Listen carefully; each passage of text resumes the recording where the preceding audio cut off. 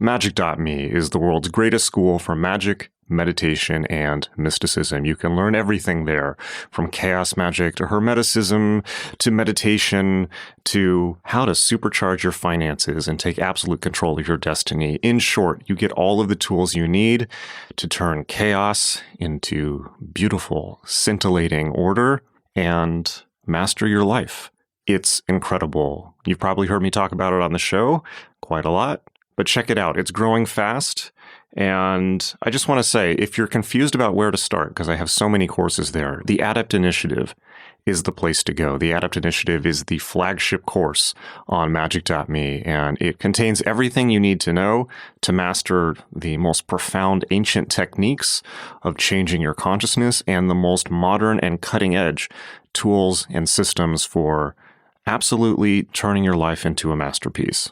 You're really going to dig it. Go check it out, and I will see you in class. It's magick.me, magick.me.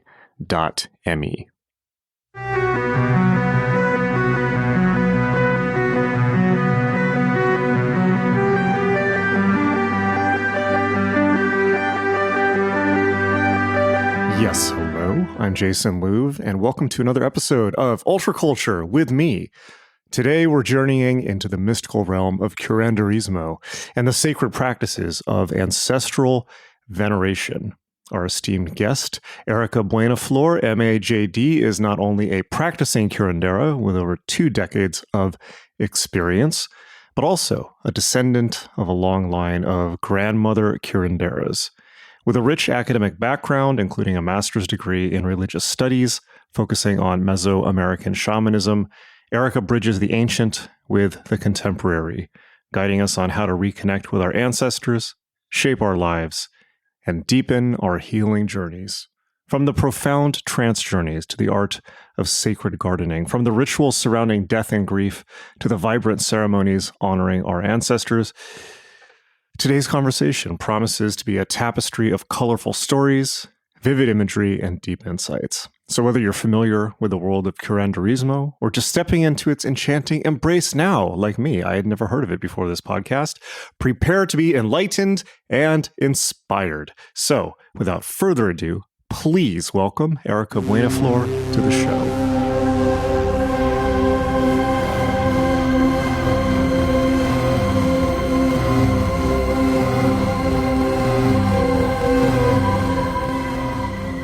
Super interesting.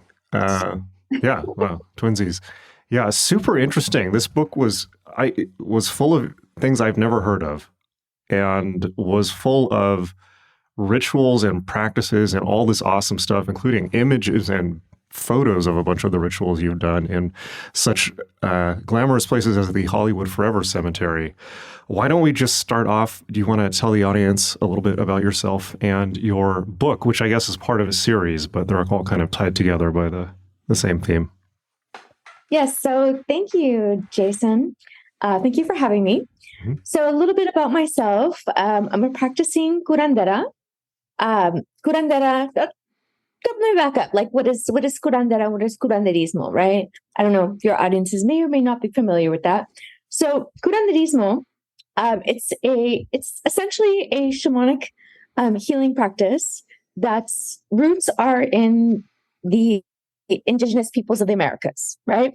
And it's been influenced over the years by many other practices, Judeo-Christian, Caribbean, African, Moorish, and it's just integrated, but its roots are in the indigenous people of the Americas. And personally, I'm a practicing curandera with well over 25 years of experience, training, teaching, doing limpias, and myself personally, I had 4 principal mentors that I worked with. You know, I personally come from a very long line, a lineage of grandmother curanderas. My great-great-grandmother was a very well-known curandera in Chihuahua, Mexico. Lots of people came to her when they were sick, when there was something going on.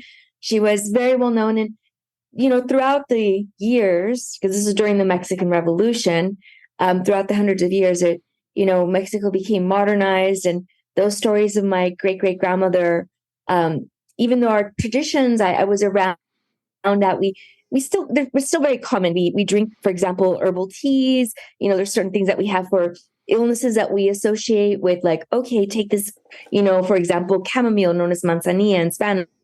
If you have like an upset stomach, or like to clear bad luck, to put a little manzanilla in your eyes, to clear any bad luck. There's simple things like that I grew up around, I was exposed to. So I was definitely exposed with curanderismo. And then in college, I had an opportunity to create, I had really cool professors to create my own kind of like course. And I started actually learning about curanderismo, like more academically as well. Because I was always like, it was very much in my heart. I did my first limpia, which is like energy cleansing with herbs. I did this one actually with the battery. I was 5 years old. I had one of my friends, and I said, okay, lay down. I'm going to recharge you. I'm going to clear the energy. So I did that when I was 5 years old. So that was something that I always loved. It was always dear to my heart.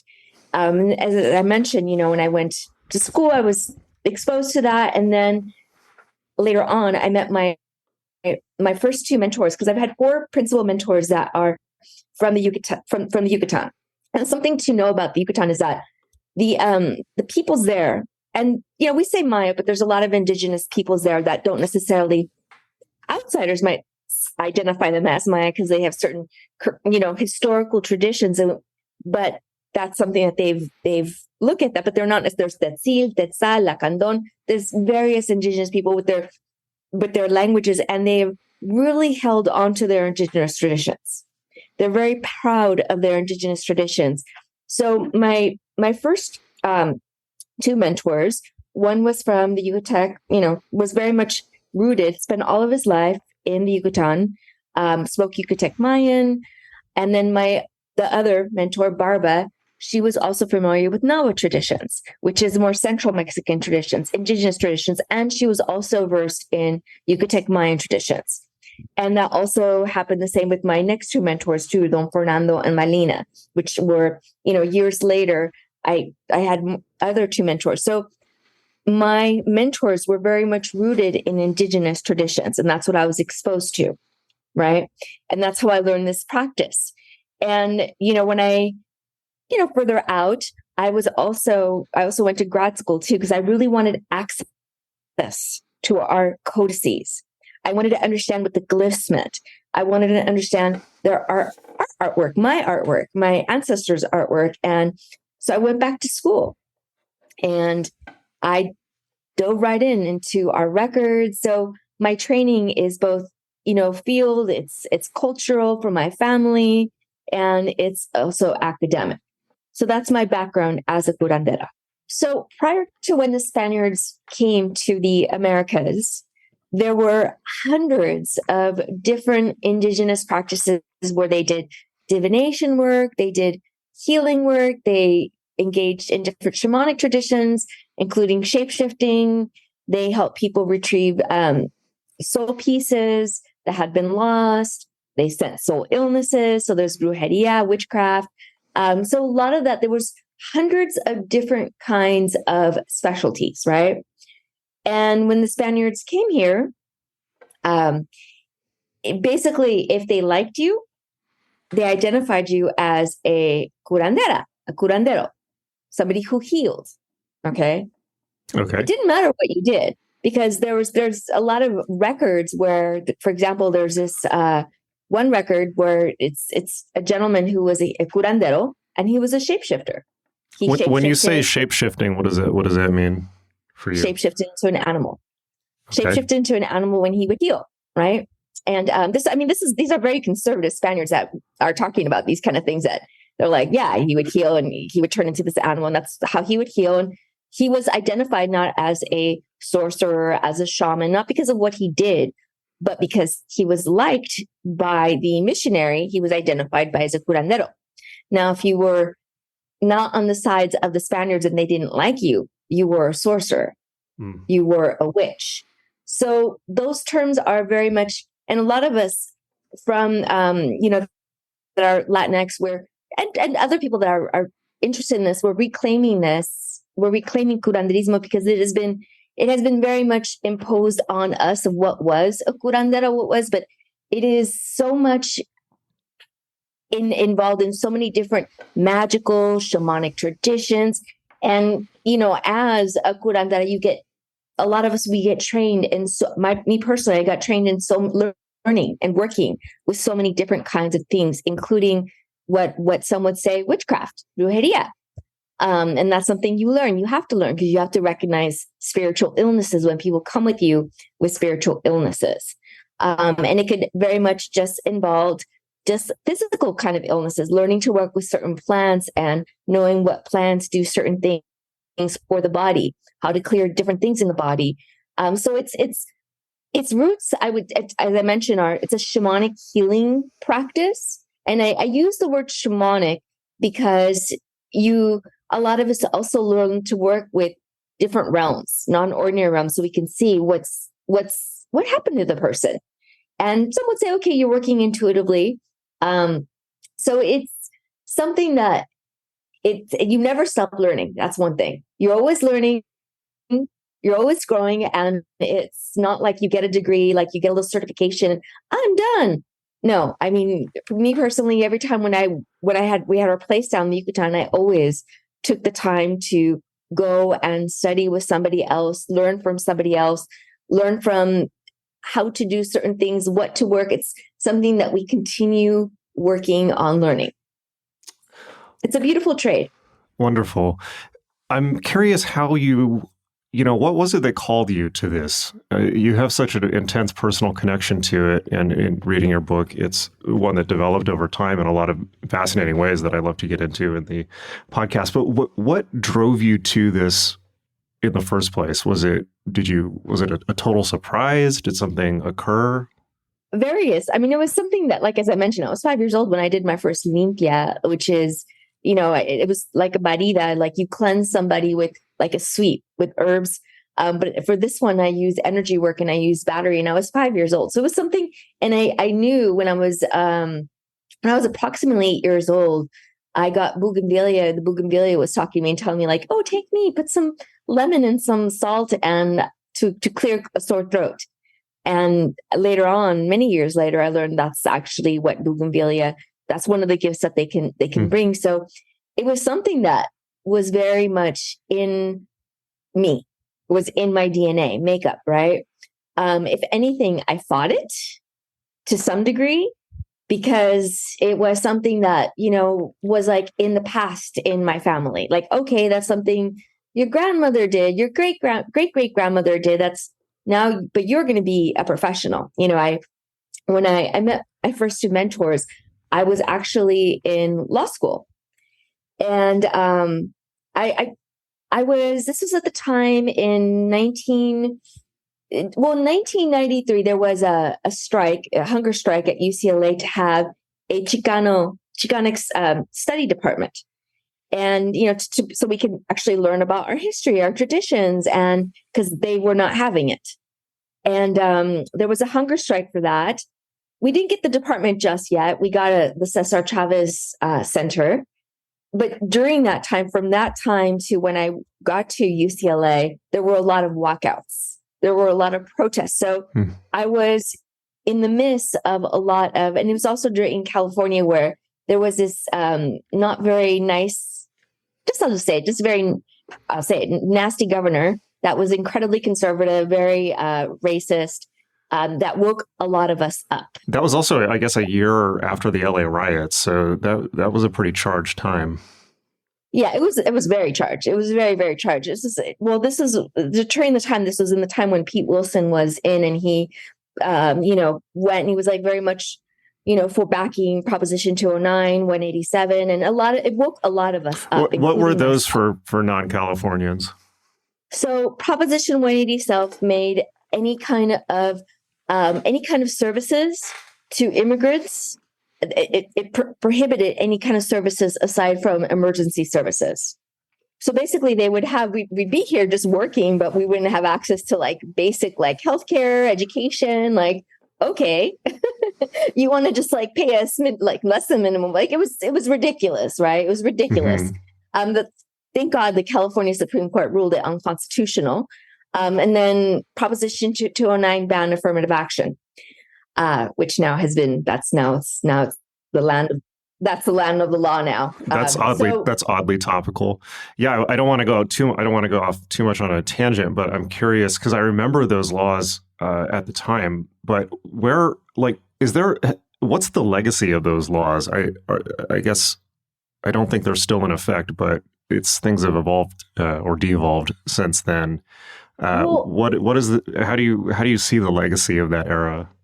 Well, I mean, it's in California. Personally, we have, not to go into like politics, but it's pretty simple. You have people that they like to raise anger. They want to point the finger at somebody else. This the person is your problem, and it's the person that has the least power that can't vote.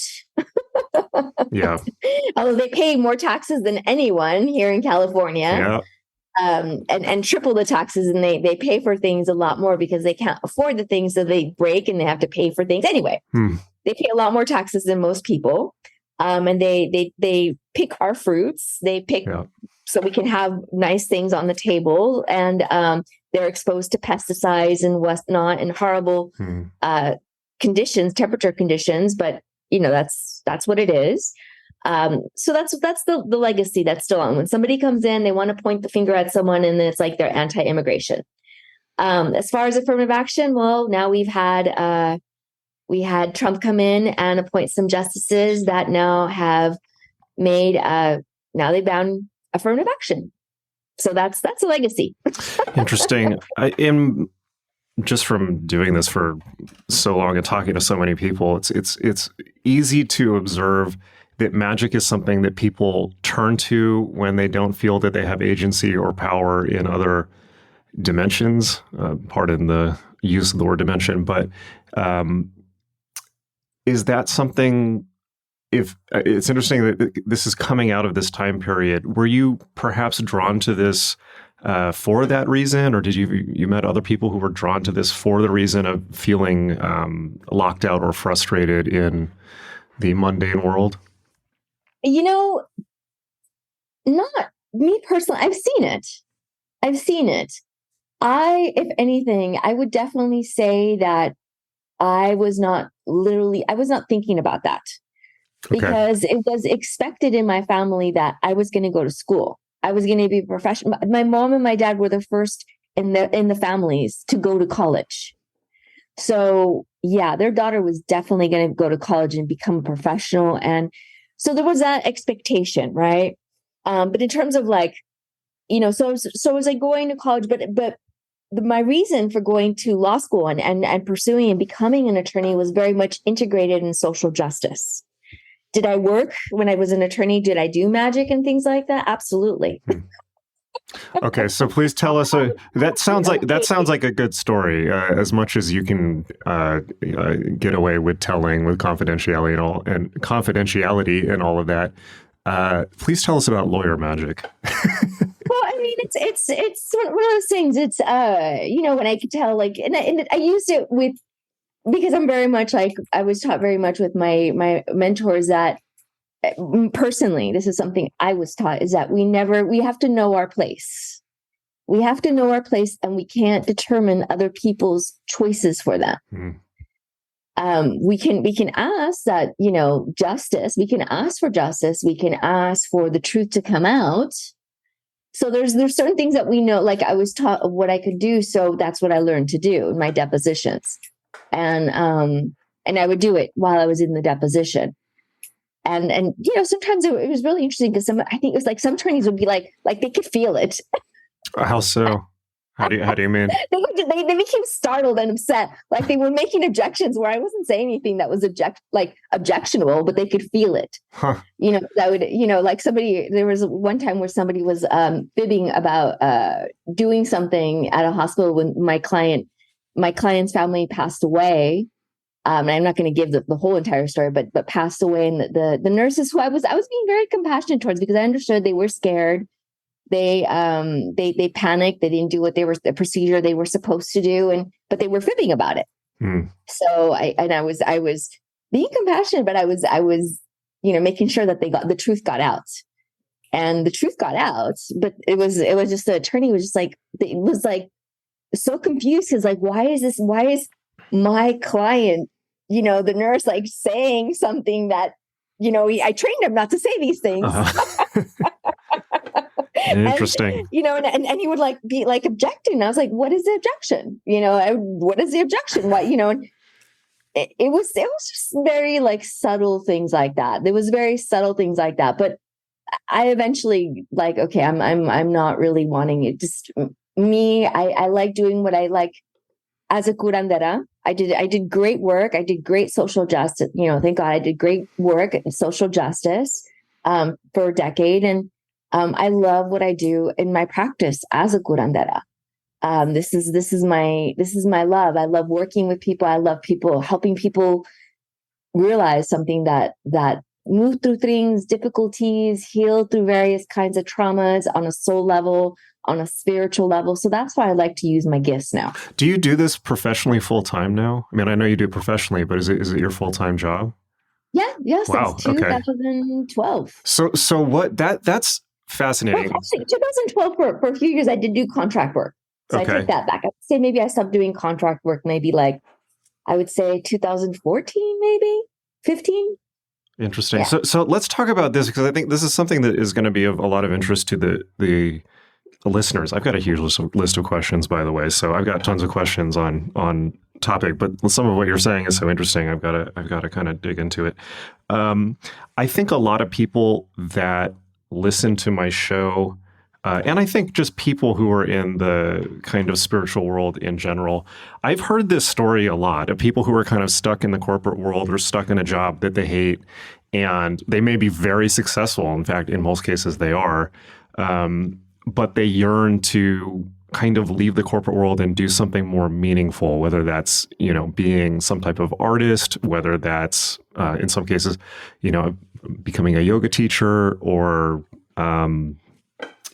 doing a YouTube channel or something like that. But I think that this is a very, very common transition that people seem to have to make at some point. And it's very stressful. And I think when people are on that precipice where they don't know if they're going to jump into the great unknown, maybe you can share some of your experience there, because I imagine that going from a law career to doing this must have been a little intimidating.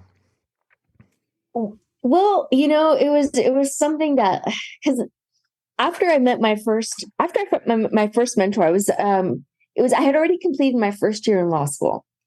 And my first mentor, Don Tomas, I remember after the first limpia, we were having a plática, heart straightening talk. And, this is when I was sharing him what I was doing, because he was interested, like, oh, what are you doing? And he already sensed that I had that healing, and I knew a lot about curanderismo. So he's like, oh, so, mija, like, what do you do? What are you going to be doing? I said, oh, I'm in law school, going to be an attorney. And he just began just like with this huge gregarious laugh, like, like, oh, you're not going to enjoy it. That's you're a curandera, like your great grandmother. You're not going to enjoy it. And I looked at him, and I just remember just being like, okay, but I'm going to be an attorney. Right. It's just, that's what I'm going to do. And because at the time I was just very much like, oh, I'm going to change the world, blah, blah, blah, like very idealistic. And next thing I know, and then I also later on, I met my next mentor, Barbara, shortly thereafter. And the next thing I know, I was going to Yucatan because I had a little more money at that time. And I was able to go there and continue my mentorship with them. So I was going there like approximately every 4 to 6 months to continue my mentorship with them. I didn't know why I was doing what I was doing. It was not like, oh, I'm going to be a curandera. It was just something that fulfilled my heart. And it was also very much too about, for many of us BIPOC folks and Latinx, is that it's very much about reclaiming ourselves, because we have been disassociated from our indigenous traditions, many of us. And it's like coming home to that, 500 years of having indigenous erasures from our culture. Like we talk about it, but like, oh, no, but you're more Spanish, and it's coming back to that. It's like, feel like you're coming home, feel like soul pieces are coming back to us. And I think more that's why I was doing, because it was something that was incredibly interesting. I was passionate about it. I loved it, but it was more healing for me, if anything. It was like, and because also too, as I share in my book, Veneration Rites of Curanderismo, I grew up being told like, oh, if you're lucky, you're not going to look like your father. You're not going to look like an Indio, like an indigenous person. Being told that like my last name, Hernandez, that made me sound like a wetback. Like a lot of shame for being brown, and I was a lot like and feeling that. So a lot of that is very much coming back, reclaiming ourselves more than anything. And I think that's what draws a lot of us to it, is it reclaiming a part of us that we didn't know that was missing. And I didn't know it was missing until I started practicing in that. And I think that's what rooted me in doing this initially.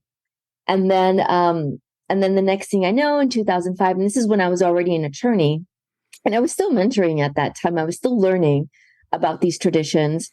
I was hiking and I fell off a cliff. Whoa. I woke up Yikes. I woke up being airlifted. What the hell? Oh my God. I'm sorry. I shouldn't laugh. I know you're okay now, so I can kind of see where the story's going. I apologize, but that's pretty dramatic. No worries. 3 days later, I found out I had a skull fracture, a brain hemorrhage. Jeez. Left AC dislocated, 2 vertebrae in my back fractured. I completely shattered my coccyx. Left leg, I fractured it in 3 places. Right leg, knee down, all of my bones shattered and came out of my heel. Okay. And I knew at that moment in time when I was told everything that was wrong with me was when I finally embraced my don, which is it's basically the gift of healing from God. That's what it's called in curanderismo traditions in Spanish. I just said, yep, I totally embrace it. I don't doubt it anymore. I totally do. Because I knew if I didn't, I was going to be handicapped the rest of my life. And I was in a wheelchair for almost a year. But I put into practice everything that I learned from my mentors. And having an experience like that really began make me question whether I wanted to continue doing something that I was losing passion for. But that was something that I know that maybe I agreed to. I'm like, okay, let me now agree to more graceful things, please and thank you. But maybe that we say, we agreed to certain things. Maybe I agreed to because I was incredibly stubborn and I wasn't going to leave the practice until like something like really shook me, something like that made me go, okay. Do you That's really so want to do something where you're going to be regretting that you never did something that you truly loved and were passionate about? Yeah, it's amazing how these things happen in people's lives. And I've heard stories about car crashes. I've heard stories about, and it seems to be fairly similar where somebody gets diverted by a dramatic incident from the path that they thought was right for them. But how have you come to interpret this incident since? I mean, if I'm right, and tell me if I'm not, it sounds like you kind of came to see your law degree as something that was not just not for you, but maybe it was a mask you were wearing, and that this was closer to your true self. Is this something that you've come to mythologize or see in spiritual terms or attach meaning to? Well, I mean, I don't know if I looked at, I'm very grateful I went to law school. I don't regret any part of it. It was a very difficult experience. I felt like an alien while I was in law school, in many different kind of ways. And I think a lot of BIPOC, they share similar stories about that. Maybe not so much now, I don't know, but I still have clients that are going to law school. I don't regret any of it because I developed a very thick skin. And to do this work as a curandera, because we do work with shadow aspects, and we do work with a lot of things that could be heavy, could be dense. You got to have like a really thick skin and you got to be a badass. Okay. In Spanish, we call it, you got to be a chingona. So I think if anything, those experiences as being an attorney really got me to a point of being a badass. And like, I could like look at and being loving, of course, and compassionate, but at the same time being a no nonsense, like, okay, you want this? How much do you want this? This is what it's going to be. You want to do this? Let's make it work, but this is what it's going to look like. What are you ready to put into it? So I think at that, all those things culminated to get me to where I am today. I mean, it wasn't, I couldn't do what I wanted to do as the attorney. There were like just limitations in terms of what I can do. I remember there was one lady who called me one time. Her husband had just actually her husband had been working here in the States. He was an immigrant. He just worked here, and he had finally raised enough money to have his wife and his son move here to the States with them. And he was working at a work site where the employer didn't provide any kind of safety precautions. Not even, like nothing. He was up on a roof, and he did like nothing, no nets, nothing. They were immigrants, so what do we need safety precautions for? I guess. Hell. He fell backwards and cracked his head. He cracked his head and got brain hemorrhage, and got a brain.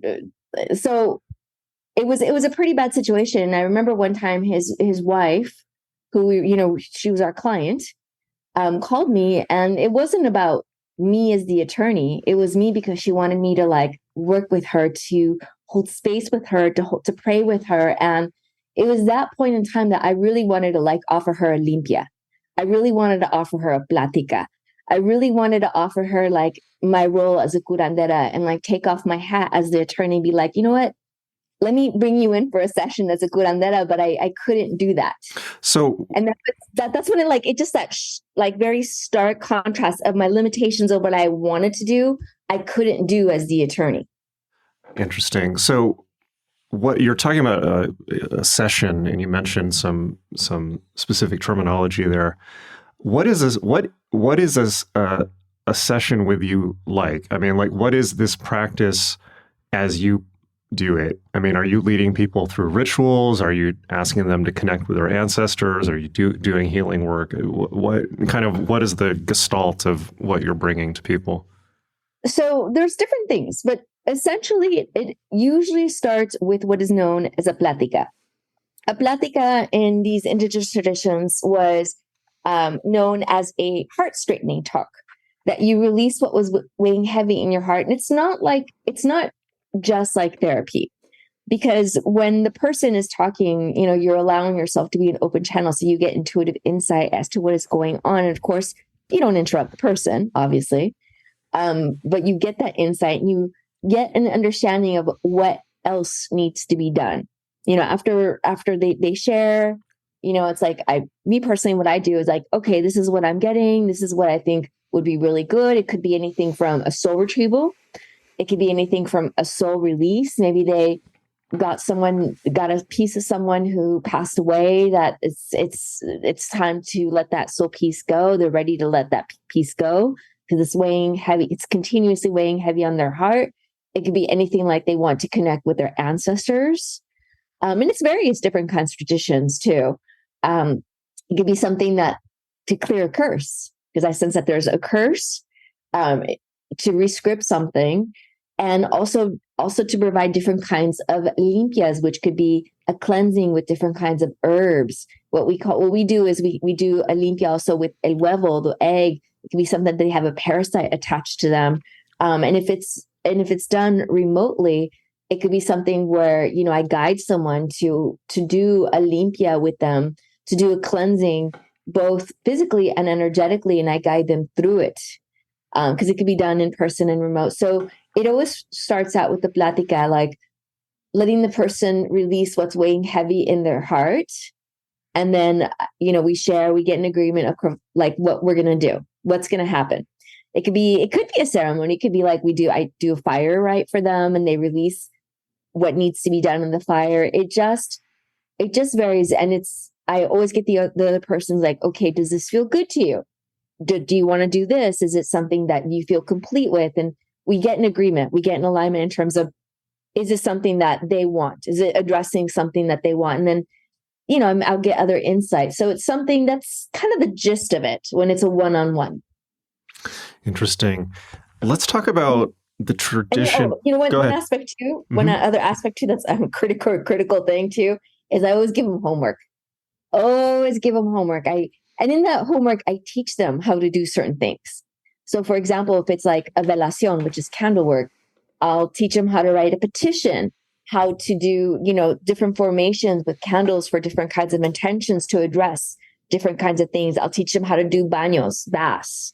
I'll teach them how to work with the sun to get tonali, soul energy. So the homework is very important because it also teaches them and it also makes them accountable to continue to do their work. I'm really curious at the overlap point between the work you're doing in reclaiming and just modern people and standard consensus reality. What has that interface been like? I mean, how do people find out about you? How do they come to do work with you? Are these already spiritually inclined people? Are they totally not? And kind of what is that collision point like? Well, one of the things is that I always, my ancestors always bring me ideal clients. And what seems to be ideal are people who are ready. People that are ready, like, okay, yeah, I've done this kind of work. I want to try something else. Like, for example, there was this beautiful lady who I did a divination, and I do different things. I also do divination readings with Mesoamerican oracle cards, divination. They're divinatory day signs. And she is practicing Orifa, which is more of a Caribbean, African tradition, Latinx tradition. And one of her teachers told her that she should also maybe learn other traditions because she also has some roots in Latinx traditions, so or ancestral traditions, I should say. And she just was like, I don't know, I was guided to bring here. This is what I'm going to do. So I began asking questions. And as she's talking, I'm just like, I picked up right away. It's like, okay, I asked her, so how's romance? How's this? And I got like, okay, she has this huge wall.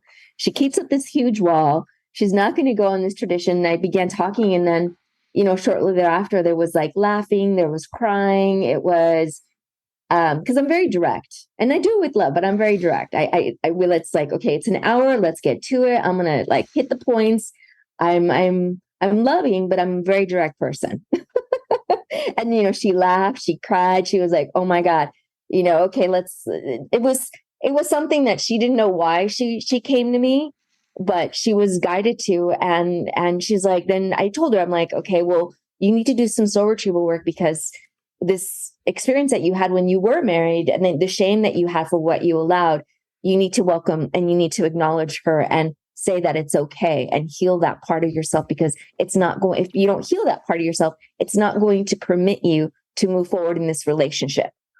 And, I try not to be like this, I'm going to pull, like, I'm going to be just very blunt, and curse, I don't pull a rabbit out of my ass where I'm be like, I'm going to tell you your story. I'm going to tell you your future. I don't do that. I also have people, I want to make sure that I'm addressing what people want to be addressed and need to be addressed and that they're ready for it. So I ask them questions. I kind of poke around.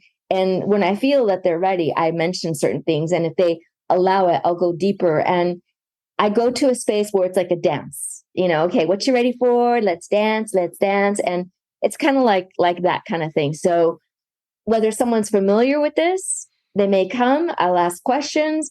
I'll see what they're ready for. They may be ready for certain things, and we'll go to what is in alignment for them at that time. Interesting. What would you say some of the craziest things that have happened to you, or that you've witnessed, or that you've done in working with clients? And yes, by the way, I am definitely fishing for exciting stories here because they're great for podcasts. Anything that people can visualize in their mind, like they're listening to a radio play, is always gold. But whether it's kind of working with trance states or building altars or just straight up magic, what are some experiences that come to mind that really were out of left field and stayed with you? I mean, there's a lot of stories that I will say, working with clients that I say that those are some of like kind of scary. So I'm gonna like share something that's a little lighter but fun. Oh, please share the scary one too, but we can start with the light one.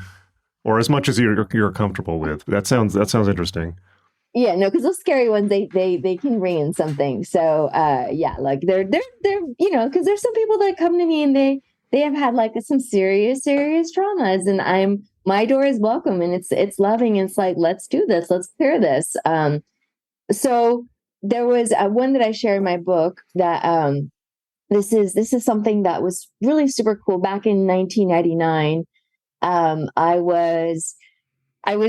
woke up and it was the full moon that night, and I just knew I was going to be going to a Temazcal that evening, and I went, and the gentleman who was facilitating the Temazcals for this place wasn't actually going to be having a full moon ceremony. So I said, oh, I'll go and get the herbs for you in town, no problem. And he's like, oh, well, I need some more people to join in. And it just so happened that there were 3 other people that overheard, and they all wanted to be a part of it. So it's very synchronistic, right?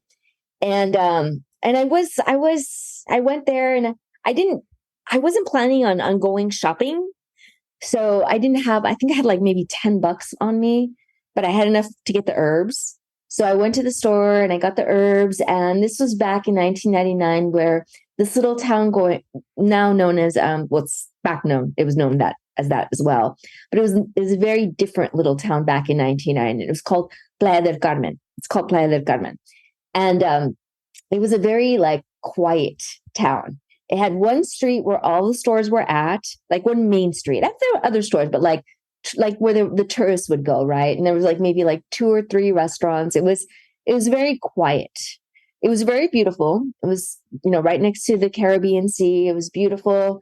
And I go to the store, I get the herbs, and earlier that week I had seen these beautiful medicine bundles. They're hides, sacred hides of creation scenes, Maya creation scenes.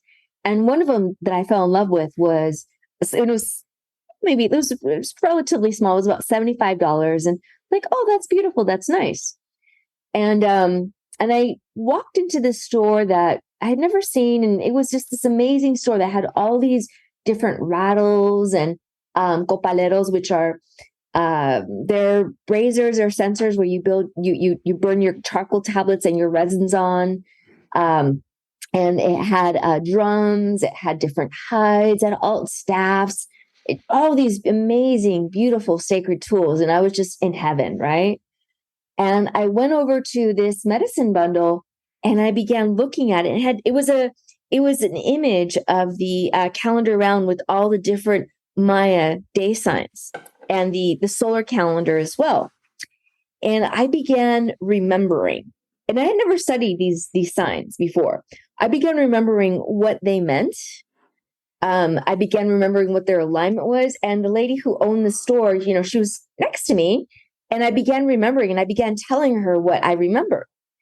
And she looked at me, she just looked at me with this twinkle in her eye, smiling like I was supposed to be remembering this. And it was just like this flash of light just came to my third eye. And it was just an incredible experience. I was just like, oh my goodness. It was like I was getting downloaded with this information. And I looked at her kind of nervous because this medicine bundle was about, I would say maybe 3 or 4 times the size as the one that I had seen a few days before that. So it was way more, price way more than $75. I had less than $10 on me at that point. And I just nervously asked her, like, how much is this? And she looked at me, she just smiled. She just said, how much do you have? Because she knew I had fallen in love with it.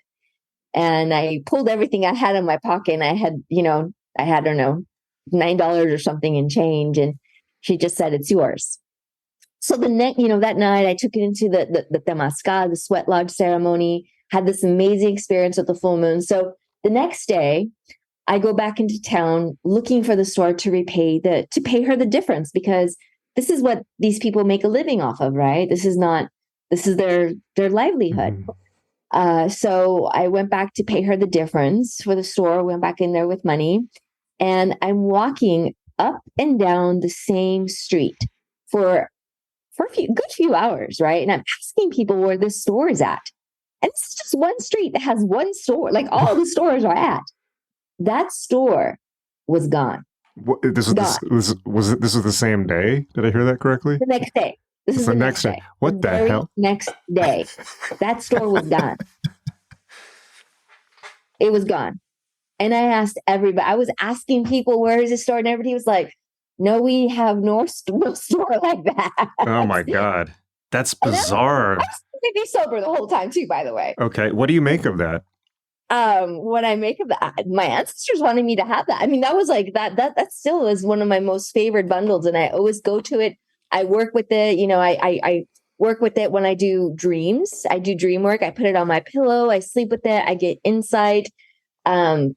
When I want to bring something in, I charge it. I work, and I talk more about this in the book, you know, how to do that. But I that just is something my ancestors were like really starting to put into my sacred tool, you know, medicine cabinet, so to speak, of like, mija, like you need to have these things because your ancestors had this, we had these things. You need to have these things and start working with these traditions again. You know, we know you're going to be an attorney and all that, but you still need to have these things. Damn. All right. That's a wild story. That's totally wild. So no chance of scary stories, huh? Not even like a slightly scary story. It's like a little scary. I will say this with one of my mentors that I was at. You know, it was he was doing a cleansing, a limpia, and you know this man, Don Fernando, he was a really he was a badass. He was, oh my God, he was an amazing gentleman. There was a gentleman that had a terminal illness, and you know it's a small town, so people, like, when they heard of things like, oh, this person's a shapeshifter, these traditions were not gone of shapeshifting. It was not something that had like, this was common. This is not something that like, oh, what are you talking about? That's crazy. This is more, it was something more accepted. So, and was discussed. And it was believed that this, one of the ladies who was a bruja, a sorceress, actually a sorceress more, and that's what he identified her as, and shapeshifter, put a hex on him. And he obtained a terminal illness. And you know, I'd go there and I'd get limpias myself. And sometimes he would basically like have me stay to get things for him. And at the same time, he was teaching me.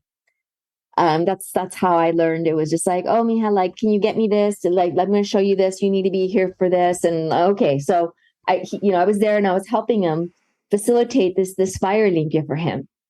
And when it was just in this pot, and he had all these herbs in it, and had copal in it, and this, when he was doing the clearing on this gentleman, he was doing it with what's sipche. It's Sipche. This is one of the plants that is very common in the Yucatec mind, and with the Yucatec mind, that they used to cleanse people, do limpias with.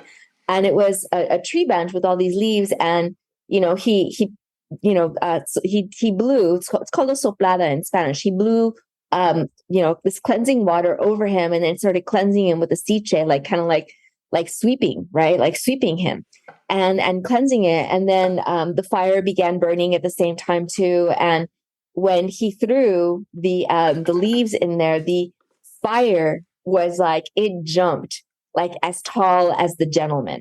Whoa. I mean, it was like something was getting cleared. It was like some kind of entity or something was like being cleared from the fire. And my teacher was called like cool as a cat. Like, he was just so cool, like so collected. He was just like saying the prayers, like throwing the like cleansing herbs in the fire, like having it go down and cleanse. And then like the fire started whirling. He started whirling, and we were all watching it like, holy moly, is he going to bring this place down? Is the fire like going to just, because it was just like, and you know, this man actually lived. He lived. He healed. Like, it was you know, pretty clear. It was a supernatural illnesses that was placed on him, but it was something that was it's really beautiful. These traditions are really beautiful because there's not a question of, can this be done? It's, does the person has the faith to do it? That's why they're going to this person. The person that is facilitating this knows that as I mentioned, they've incorporated a lot of Christian, Catholic specifically traditions. So they may call upon Maya deities, they may call on God, they may call on Jesus, they may call on, you know, that it's integrating those different traditions as they're throwing as he was throwing this into the herbs into the fire, which is common, bringing in different traditions, so to speak, and using it to clear different kinds of energies. Very interesting. Very cool. I want to get into some of the technicals of the system. And the first question I have, and this is just for my own sake, I want to be completely clear about this. You identify the tradition as Mesoamerican, but would it be fair to say that we're talking about Mayan, or is it a collection of traditions, or it's like Toltec, Olmec, and things like that? I mean, is this one tradition, or it's like a cluster of traditions from that area? So Mesoamerica is definitely a cluster of traditions. As I mentioned in the book, I talk about everything going back to Teotihuacan, which is a beautiful, amazing city-state back in the early 300, common era. Going to Teotihuacan, I would say that that's some, of course, Olmec too, going earlier back to that as well, going all the way from different Maya traditions to Zapotec, various. So Central Mexican Maya traditions, all the way to the Aztec. And a lot of us, we have reclaimed that term because that term was imposed on us. So we're like, okay, we're going to go ahead and we're going to define what Mesoamerica is. Okay. Let us educate you. Got it. So how do you define it? Yeah, it's a combination of, it's Mesoamerican. It integrates Central Mexican and Maya traditions too. It's something that is, you can see a lot of the different styles in the architecture, in the writing, and that's why it's identified as Mesoamerican, because there's underlying. It's all these beautiful nuances and differences, divergences, and at the same time you see patterns of art, culture, of design, of practices that are woven in, so you can see the patterns, and that's what's been, we redefined it and reclaimed it. This is Mesoamerica. And a lot of progressive academics have done this as well, like redefine that. Interesting. So I want to ask you about cosmology, but my first question is going to have to be, do all of these cultures share cosmology, or are there maybe with minor differences, or are there clashing cosmologies at all?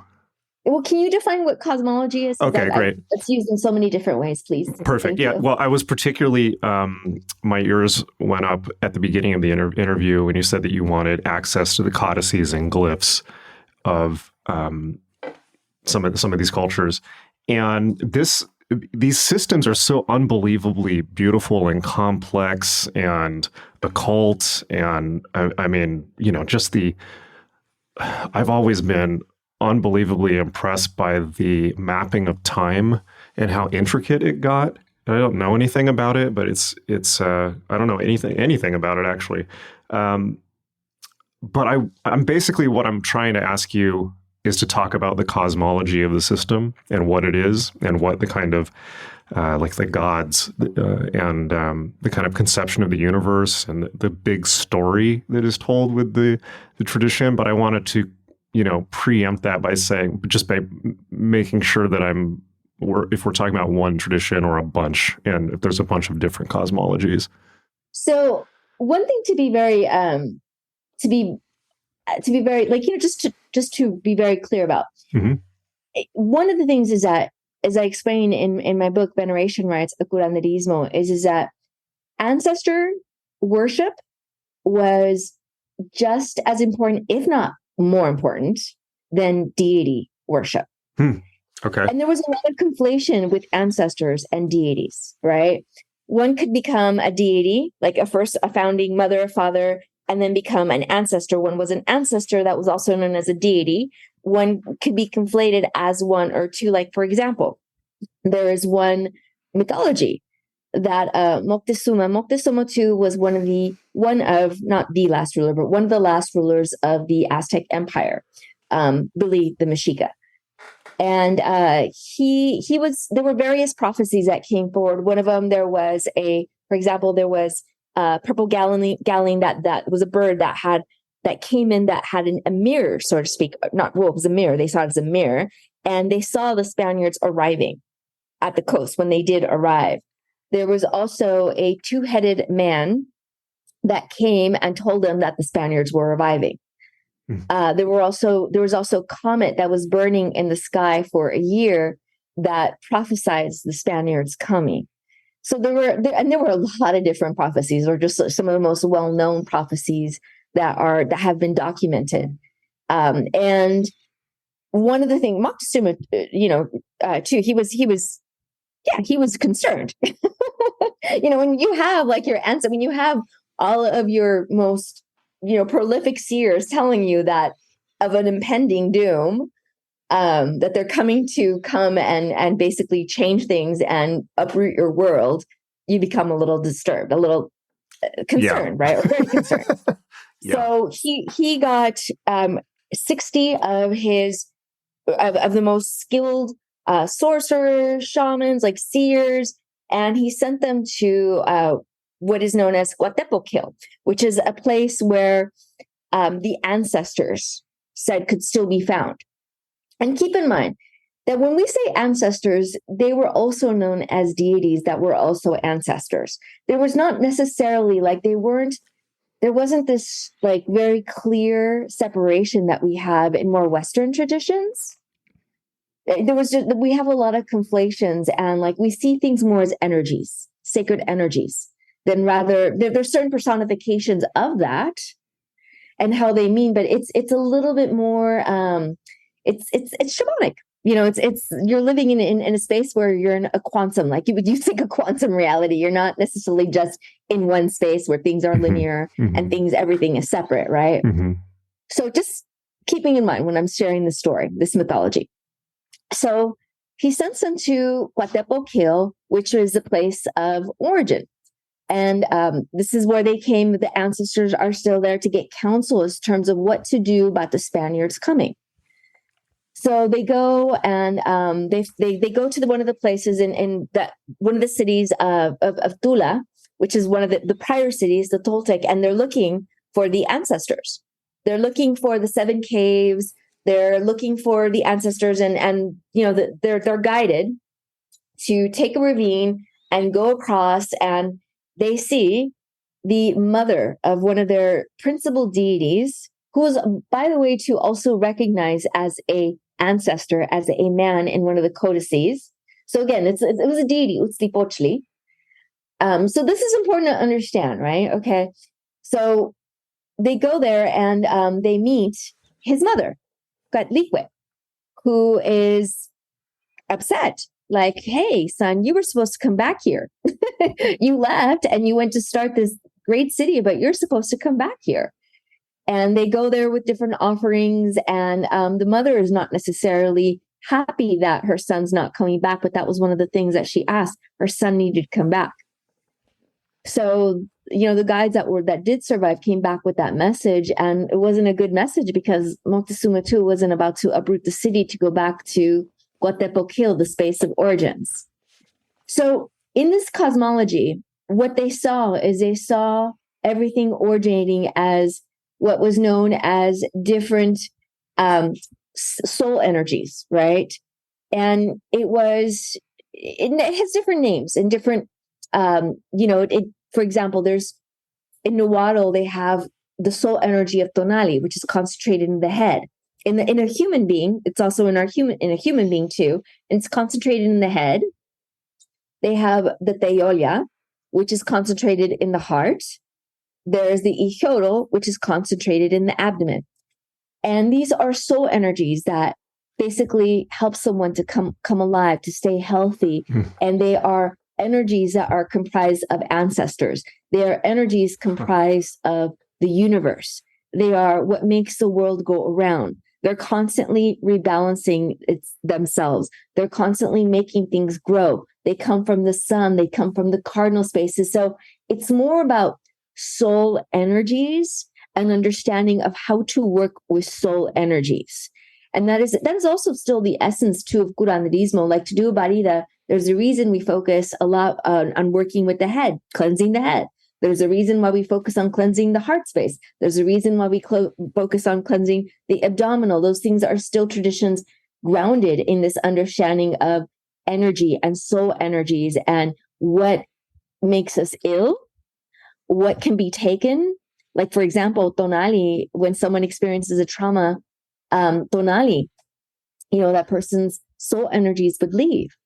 And this is what I talk about in Veneration Rites of Curanderismo. What they did when someone would pass away is they did various rites. And that was a big thing that they did. They focus on this too, of ensuring that those that had passed away had strong soul energies, because some of these, even rulers would eventually become even deities, okay, and recognized as deities, could also become an hypothesis of the sun, of the moon, and become part of the sun, could be cosmic creation cycles. So there's a lot of that conflation of this understanding that what you wanted to do, someone passed, is you wanted to ensure, one, that when they passed, you did various rituals. For example, you got a lock of the person's hair.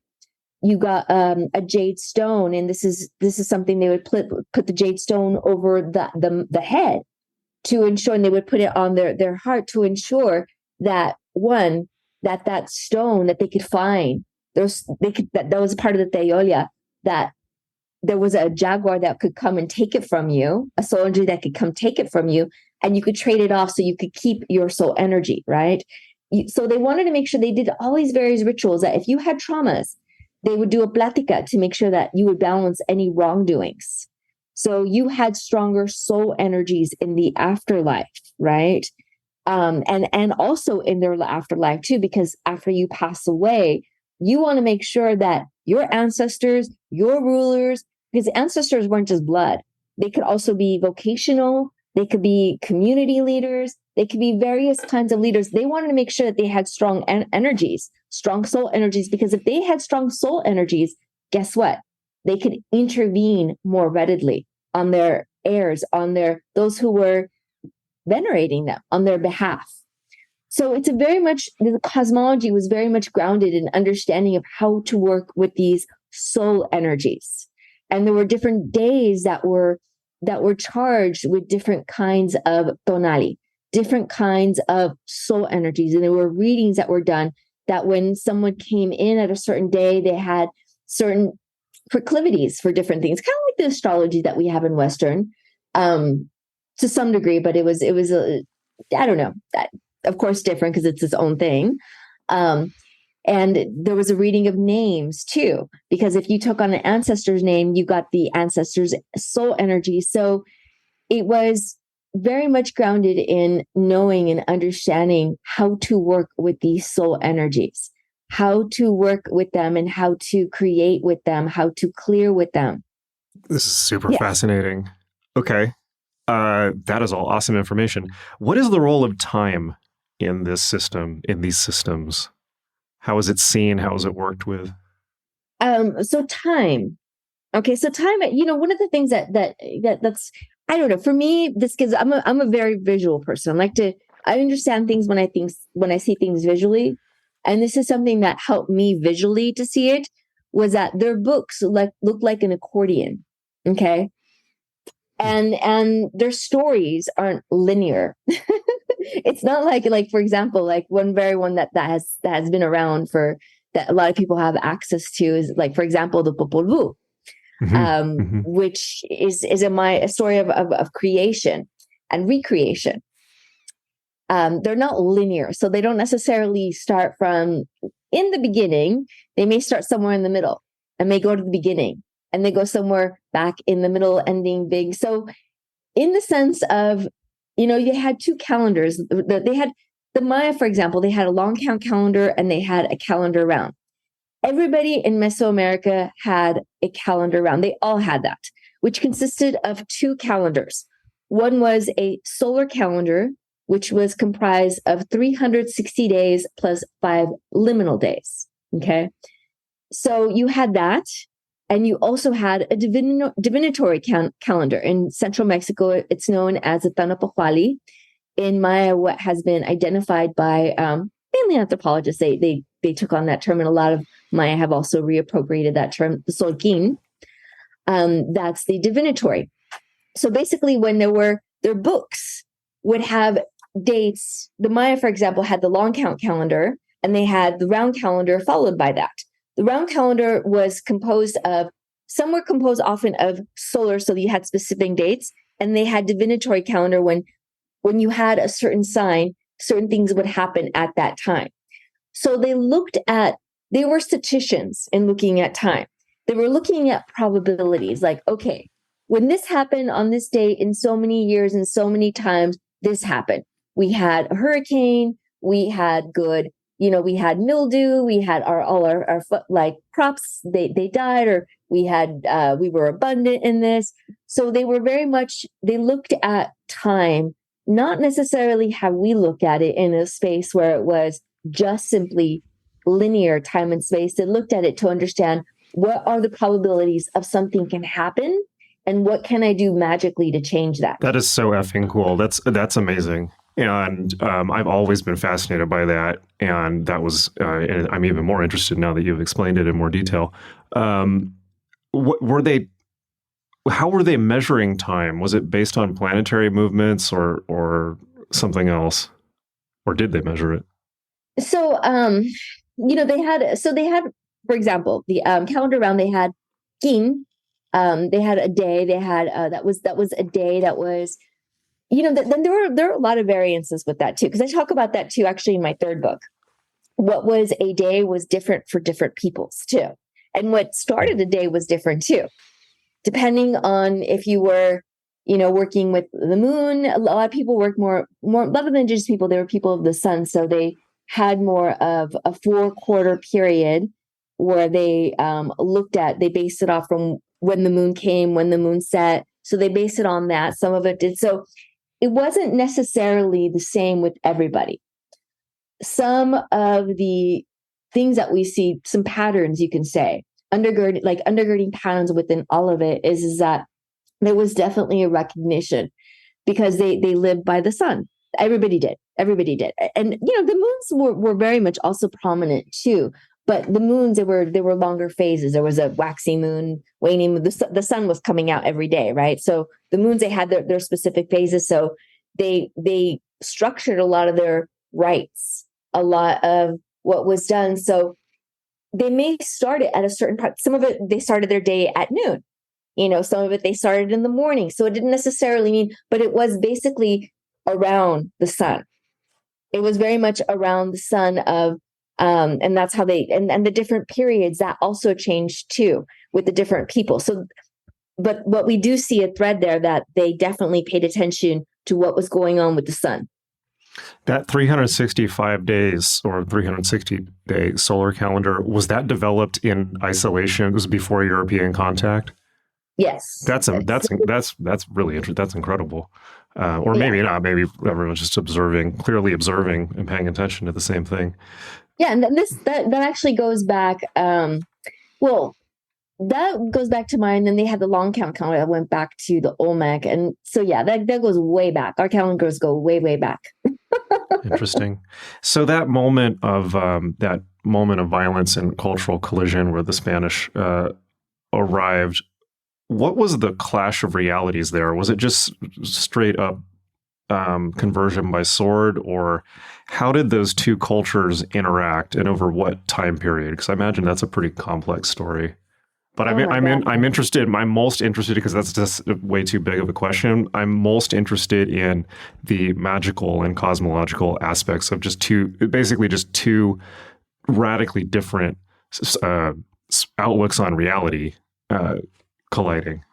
I think what has been really interesting for me, and I write about this in a lot of my books. Like, for example, Ruiz Alarcón, he was a missionary, straight up, straight edge, like missionary guy, like God, like let's get rid of any kind of like supernatural kind of stuff. Let's Christianize or whatever with the indigenous people. He notes that instances of shapeshifters. When I that's what I read about, like in animal medicine, my fourth book.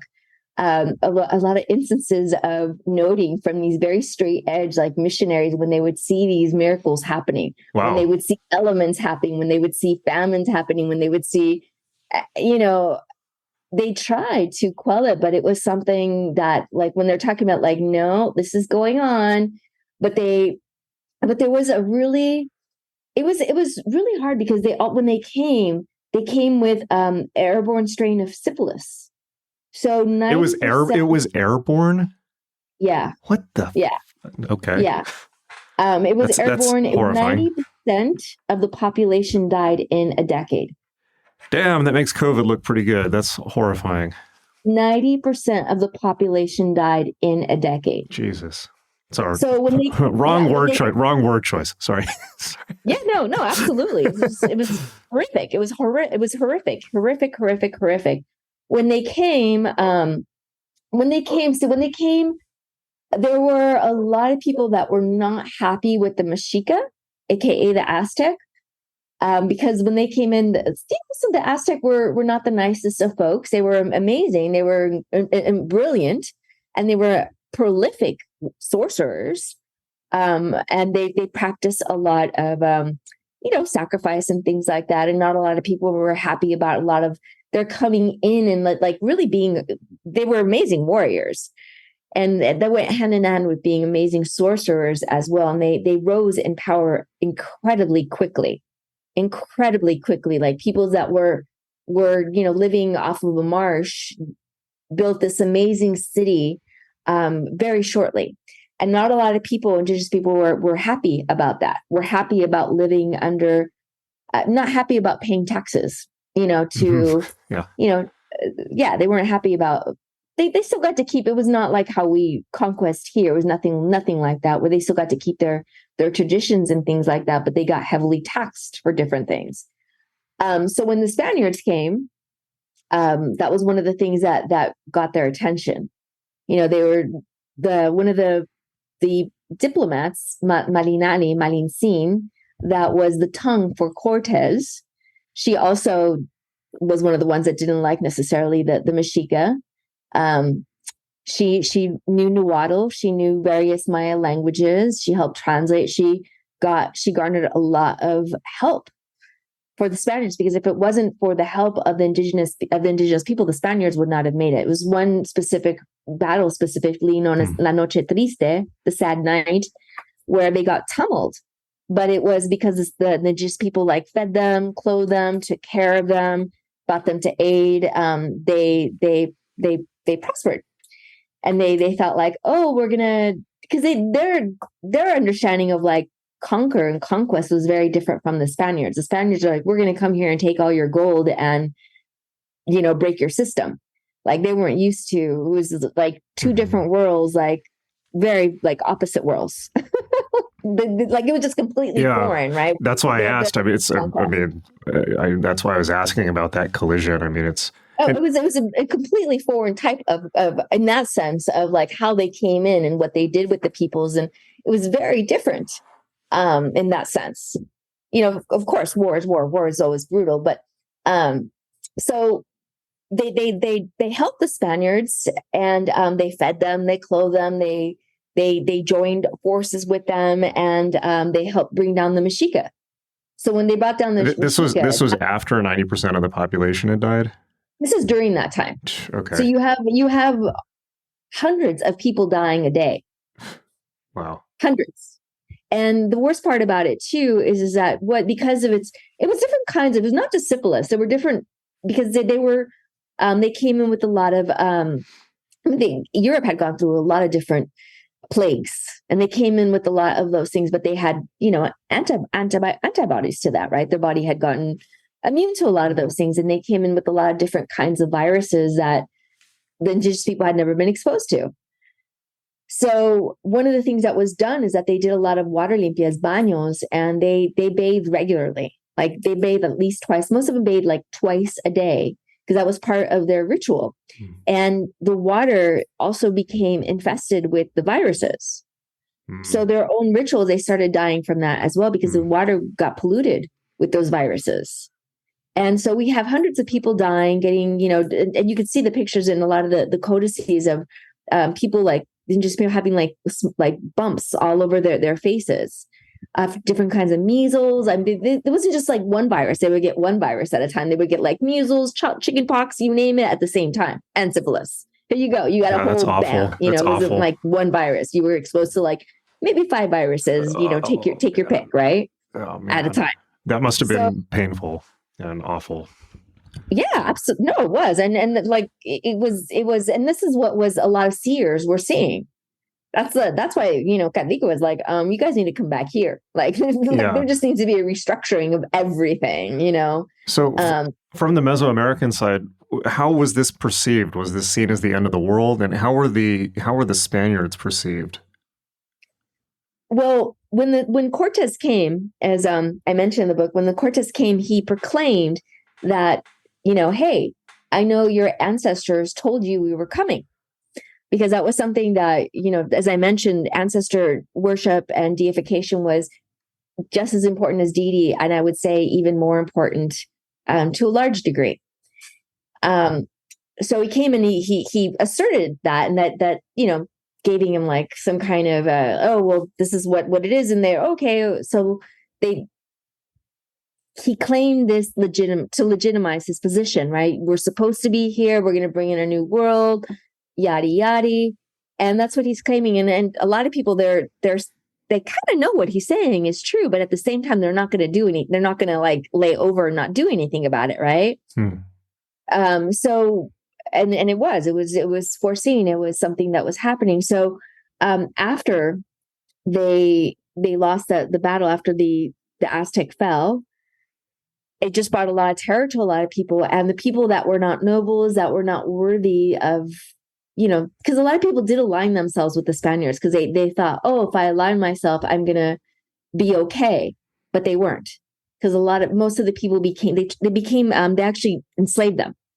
But they didn't make, they died. Most of them would die. Like you get a slave and it died. Like the person dies right away. So that was not something that was, they wanted. Like, okay, they can't make it as trade. And then they had one missionary, Bartholomew de las Casas. He wrote a lot about a lot of the atrocities, because it was just, the Spaniards were incredibly brutal. They were just absolutely brutal. Horrible. Horrible. Were there reasons for that? The brutality? Yeah, and when I say reasons, I mean, just for more context, is it just, for instance, were they sending, as the English did, criminals? Yes. I mean, what was going? Well, why was there so much brutality? Because I've heard lots about the brutality, but I've never got a why for it. Well, the worst of the worst were like coming over. There were the ones who were like, I have nothing going on here. I can be in jail for the rest of my life. I got nothing going on. I'm going to go there. They had nothing. So yeah, they came to the Americas, and as Pizarro said, when one of the conquerors, the conquistadores of Peru, we came here for your gold. Cortes says something along the lines of that as too. It's like, we didn't come here to Christianize you. We came here for your gold. Mm-hmm. So there were also very much conflicting goals with who was actually here, and taking things. And the conquistadores, they didn't care anything about the Spaniards. They didn't care. They would take the children and cut up the little children's feet and cook them up, burn them, because they didn't have any food. Fucking hell. I mean, like horrific. And the missionaries, they're at a loss where they're trying to control these crazy Spaniards, but they're also like they're also trying at the same time, like, oh my God, they're so worried about the supernatural and the magic that's going on. And so it was just, it was horrific. It was pretty bad. How long did that go on for? I would say, to a large degree. I mean, to some degree, it's settled. But I mean, in 1994, the Zapatistas Zapatistas took over after NAFTA was signed. Mm-hmm. They took up arms in Mexico, and now the city there in San Juan Chamula is actually an independent municipality in Mexico. Because there's still a lot of indigenous people that are very angry that they don't have their sovereignty. They don't have rights to clean water, to clean land. So it's not like it's gone away. There are a lot of people that are still not happy about things. Yeah, that's something. I mean, it's interesting because I was just looking at this again recently. That's something that if people who are listening to this don't know about, they should really look up. Just Google EZLN, the letters EZLN, the Zapatistas. It's amazing. People in the U.S., unless they're kind of activists or academics, don't really get to know about that. I mean, like we're pretty much kept in the dark about anything that happens outside of our little media bubble. Well, absolutely. I learned after Vietnam. Yeah. Educate the people because they might get upset. Yeah, that was the last time they were going to show coffins coming back. Yeah, no kidding. So, in a sense, could you say that this is kind of still going on in the politics between Absolutely. the Western Hemisphere politics, basically? Absolutely, 100%. And in many countries in Latin America, not just in Mexico, a lot of like in Ecuador, in Peru, like a lot of indigenous people are still and it's something that they, they're still bringing attention to their rights to land, to clean water, to sovereignty. And it's still a struggle. It's still a struggle. And that's why, I talk about it in different ways. Even in my own mentorship, I integrate it too, because I'm still very much rooted in that social justice and keep that in mind. I remind people when I encourage the younger Gen Zs to take a look, get active, get involved. And that's why, and I feel that there's been this disconnect too with a lot of us, especially with the younger Latinx folks, that they don't feel a right to claim their indigeneity.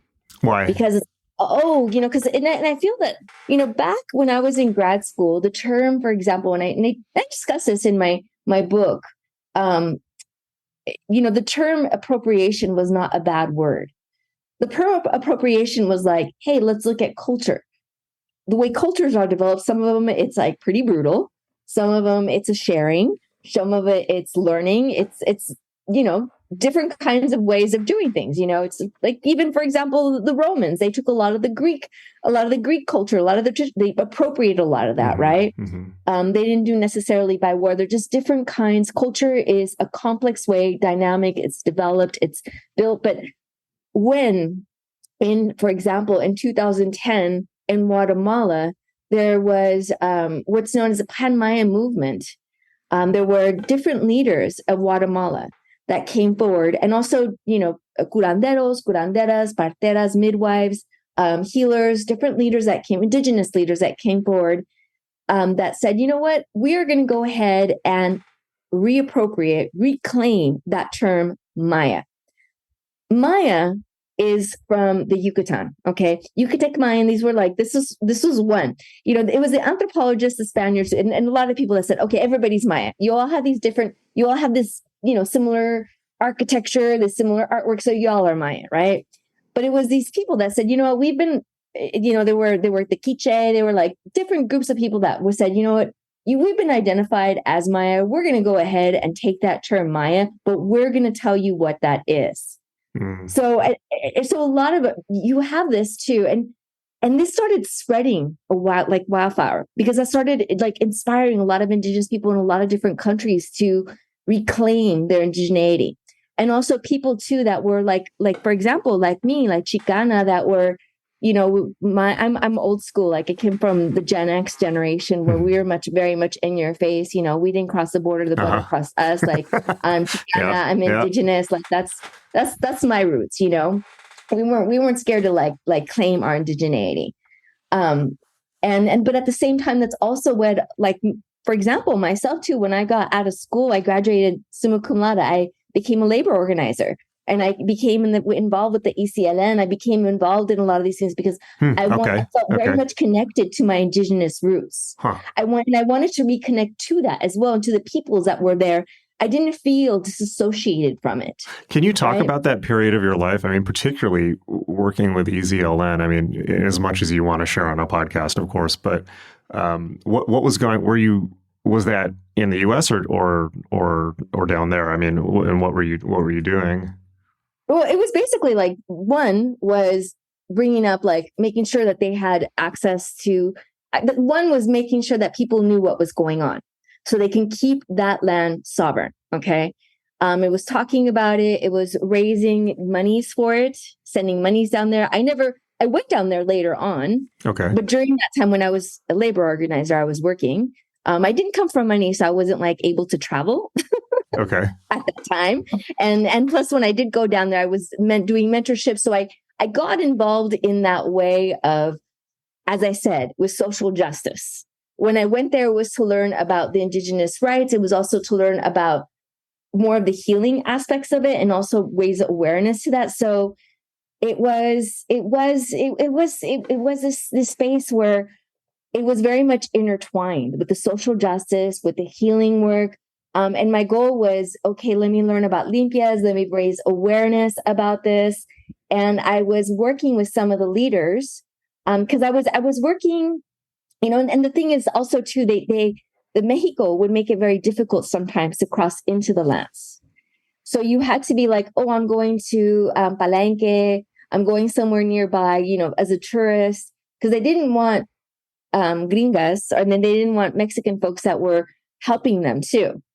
They didn't make it easy, and they created a lot of stops. So there was that too. It was, I wasn't, maybe I should have been scared, but like looking back at it, I was very surreal, like little, 15-year-old boys with like being armed and like doing stop points of like, why are you crossing into this land? That was where the Zapatistas were at. And like, they let you cross, they were nice, but it was, I guess they wanted to contain it as well too. So there was that concern too. It was a little bit surreal because of like going there had to be like, oh, I'm going in there as a tourist, because they didn't give you that much slack.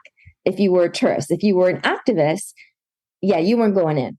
Yeah. They didn't care. You weren't going in. So that was one of the things, like there were different things. There was those different considerations of understanding that what's going on here in the US is different there in Mexico. Like the police there, they don't care, like First Amendment rights, like free speech. They're like, no, like if you're going there as a tourist, oh, come on in. Okay. So it was like really surreal. I've never been asked that, but like looking back at it, reflecting on that, it was really bizarre. But like I should have been scared, seeing like 15-year-old boys with like guns, like rifles. But at the same time, I knew like I was, at least I hope I was being like, okay, like I was doing what I was doing. And I knew that they wanted tourists. They wanted to keep that. So I knew what to say. Okay. You kind of have to know those things too. Now it's not so much, you still have to know people, like you can't just go in there into these towns. They don't let just tourists go in there. You have to know, you have to get permission. You have to get in touch with some people. It's not like you can just go cross in and out. And then before you get there, there's usually some kind of stop points with Mexico. The Mexican military are there. Mm-hmm. Okay. So it's sad. So how did you when you had that experience, did you walk away feeling lifted up or down? I mean, what was your kind of emotional takeaway from that? Also, did you get to hang out with Subcomandante Marcos? No. Oh, that's too bad. That guy's got like, that guy must have like. I wasn't that ingrained in it. I was there to study. I was there to do the limpias. I didn't have like, I had to pay my, I didn't come from money. So it's not like I could, and I wasn't getting any grants to do that. Sometimes I did have that. Like I knew one lady that got like a grant to do some work there to study there with the Zapatistas, to learn with ECLN. That is done. But at that time when I was there, it was still a little too early. They didn't have, or at least I didn't have access to that. I was there dropping things off. I was there learning more. And that's what I was focusing as, learning more about the healing, learning more about limpias. So no, I didn't get to, I wasn't like political. Kind of the general trajectory of this conversation. We were talking about the past, we're talking about the present. Am I correct in Am I correct in the assumption that I've gotten from talking to you and reading your book that much like a lot of other, pagan traditions, this kind of there's kind of a break in it, and that people who are trying to practice it now are kind of, resurrecting it, but also reinventing it in a way? Would that be accurate to say? There's a lot of it. There's a lot of different things. And it's different because, like, for example, as I mentioned early on at the very beginning, is that in the Yucatan specifically, you have a lot of indigenous people that held on to their rights, like really, they really did. And one of them being, I've never met anyone from that tradition, but the Lacandon specifically, who have held on to their indigenous traditions. Of course, there's been some influences, of course, you get influenced by Western, but they have been very, staunch in holding on to their indigenous tradition. So there's that. Whether you get allowed into being a part of that and seeing that, how I got in was very much synchronistic. It just kind of happened, kind of fell on my lap. I wasn't really looking for it. And there's also, of course, there are some of us who are, like for myself included, a lot of us that are reclaiming it as part of ours, reclaiming who we are, reclaiming these things that have been taken from us. Yeah. Interesting. Let's talk about, I want to talk about magic and practical. Let's talk about practical stuff. I mean, it's all practical, but practical magic, because your book is full of recipes and rituals and all kinds of great stuff. My first question, kind of on behalf of the audience, is although this book is about a very specific tradition, it's more broadly about ancestors. And is this a book that anyone can use, even if they're not part of your tradition, basically? Or is it only for people who are practicing this? Hopefully anyone can use it. I hope. Okay. I hope so. That was my hope and my, and it is for us. Absolutely. And this is the reason why is also too, because, Mesoamerican peoples, they, as I was saying, and I've been explaining, is that they looked as ancestors, as soul energies. And it wasn't simply blood family, and definitely was blood. An ancestor, like they had ancestor when they went into to talk to a different leader from a different city state, or they went into war, they would carry their ancestor bundles, and it was everybody from who was fighting that was their ancestor. Everybody who was there as the diplomats was their ancestor, and it wasn't necessarily a blood family ancestor, right? So these things are important to understand because.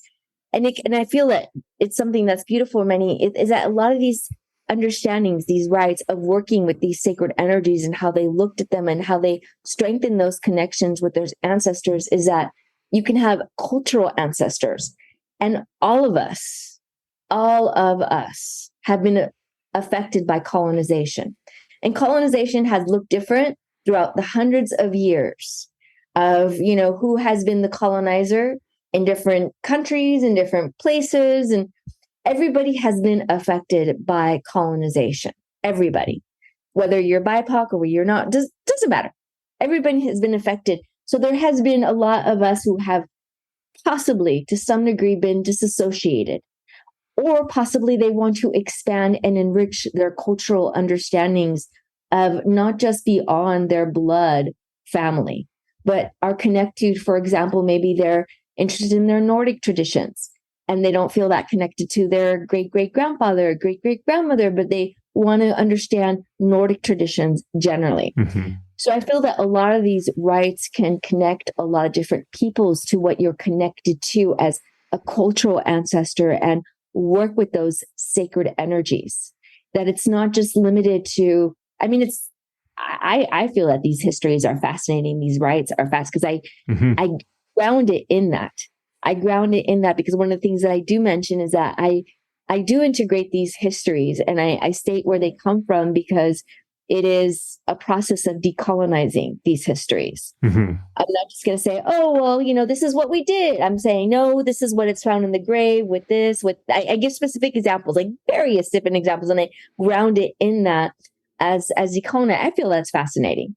But if you're not interested in that history, you can go straight to the rites, and whoever you are, as long as you do it with respect, integrity, you can definitely use that rite to connect with an ancestor you may want to connect with, and that maybe it goes beyond blood, maybe a vocational, maybe somebody that you just that folks have felt this really deep connection to. And I've had a lot of clients, well, I'd say not a lot, but a few clients I would say that I can think of who identify themselves as white, and they don't feel connected to their ancestors. They don't even know who their ancestors are. Mm-hmm. Which I find that interesting. They don't know anything about a lot of them, they just don't know. And especially those who have come in with difficult familial relationships. So, we talk about well, where did your family come from? What is this? And, and you can, it's borrowing from those rites as well and integrating them too. And also to people that have had lost someone that has passed away. We had, for example, these beautiful wailing rites and beautiful transition rites. And I alluded to one earlier. I'll talk about the transition rite first, is that we had what are known, as I mentioned, pláticas, the heart straightening talks, that before someone passed away, they went to the curandera, the curandero, the curanderas, or the shaman, you would say, to basically release anything that was weighing heavy in your heart, talk about any wrongdoings, and the shaman would help you, or the curandera would help you to, one, balance those wrongs, but tell you okay, well, you have to do this, maybe you have to go and give these crops to these people, you have to make amends, you have to balance your wrongs this way, or they would do various different rituals to help to balance those scales, right? Because you wanted to make sure that before the person passed away had their soul energies intact, and they didn't have, because when they had resentment or anger, they had done a lot of wrongs, their hiroro, the abdomen, could get adversely affected, and they could have a very bad afterlife. And then if they do, because they did believe that they would come back, possibly continue to relive some of those things, right? So a lot of their transitional rites of what is done, in terms of specifically too, is to help somebody. I had somebody come in with their mother who I knew had they thought that there was some kind of something attached to her. And I talked to her and I said, no, she just had a lot of soul loss. And one of the things that we learned was that she shared with me is that she had been raped by her father. She had the children. She had to leave the house, and it was a lot of serious trauma that she divulged in that plática, and it was part of releasing. And I did a ceremony where I got a jade, and I got had those soul pieces come back to the jade piece, and I instructed her family to make sure that she was buried with that jade. So even though maybe she wasn't ready to care for those soul pieces would be able to attach when she would pass and restore and make it more graceful for her. And also too, I've had people that when they have somebody where they know that they're going to pass away. I had one client whose brother was going to be passing away, and I instructed her, how to hold space and to give pláticas, anything that he needed to release, anything that they needed to share.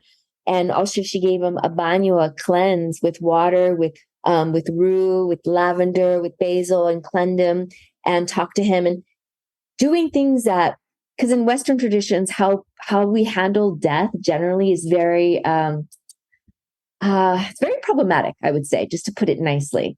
In what way? People are like, okay, you died, hurry up and get over it. Or, oh, that person is dying. Like, yeah, that happens. Mm-hmm. Get over it. Mm-hmm. They're not really able to if someone passes away, it's not like you're given a leave to process it. Maybe if you're lucky, you have an employer that is generous and will help you with that. But it's not something that's supported Because that's horrible. Someone we love passes away. There's a loss there. And then there was a whole system that was in place that held space for those people when they were about to transition, to help them to transition gracefully. And when they did transition, they had, for example, wailing. They did various things. I'm just naming one of them being the wailing rites. They had one wailing rites where they would have the entire community come out and hold space for the family that had lost somebody.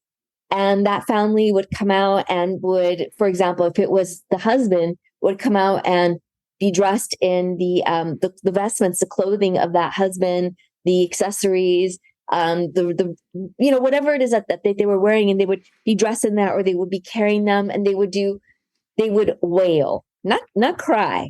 They were held space to wail for hours, and they were being cleansed with copal. They were being cleansed they were encouraged to really release, really cry, not like just simple crying, but like wail, cry. And there was a dancing, and the whole, after hours and hours of that in a day, the whole family, the community after that would go around to the family and continue to cleanse them and make offerings to them, to help them in their transition. Make offerings, along with limpias, along with cleanses, would give them food, would give them clothing. And it didn't just stop there.